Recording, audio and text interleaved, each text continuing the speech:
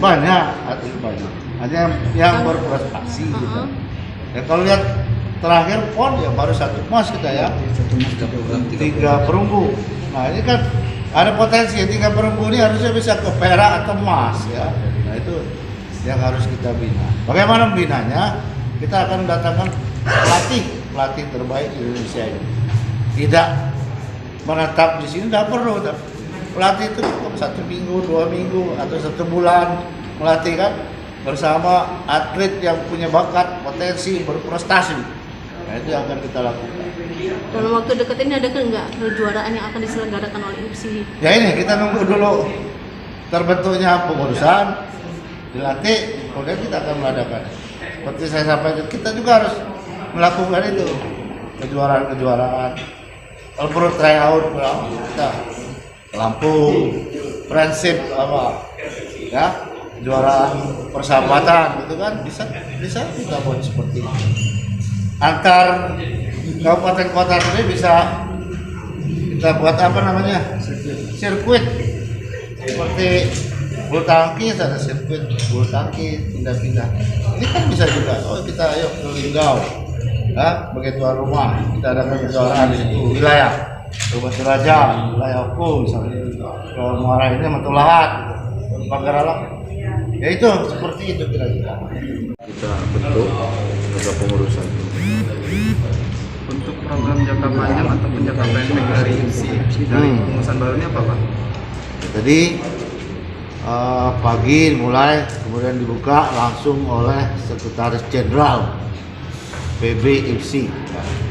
Jadi beliau langsung tadi melalui daring ya, Zoom jadi ya.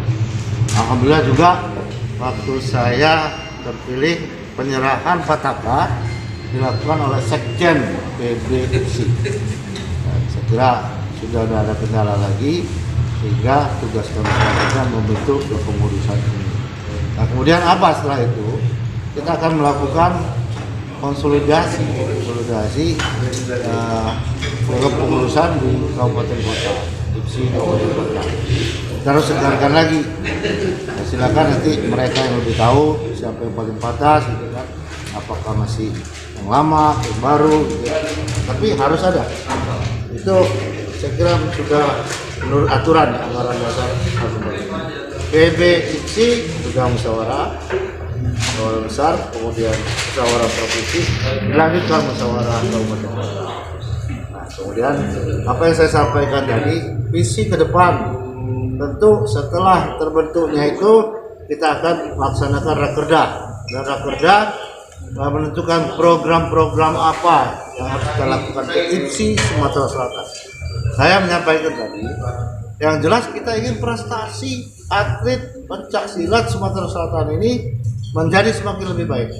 Ada target, misalnya di Porwil harus juara Sumatera Selatan, harus merebut emas sebanyak-banyaknya di tingkat Porwil. Tingkat PON, ya, kita baru 1 emas kemarin, dikit sekali, harusnya minimal 3 emas atau lebih. Jadi kita lihat. Kemudian juga kita tentu ingin atlet kita yang berprestasi di tingkat internasional, di game ataupun Asian Games. Kan kita sudah masuk Asian Games. Nah, tentu dengan semangat ini semua, IFSI ke depan mudah-mudahan menjadi juga salah satu cabur di Olimpiade.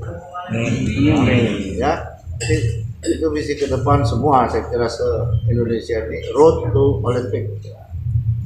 Saat ini atlet tentu kita akan ikut sertakan sekolah wasit ya, baik itu nasional maupun wasit internasional. Ini itulah. Nah yang terakhir harusnya kita ada tempat latihan padepokan. Nah, itu saya kira yang paling berat itu tugas kita, tapi harus kita upayakan kita ada padepokan. Terima kasih ya Pak. Terima kasih.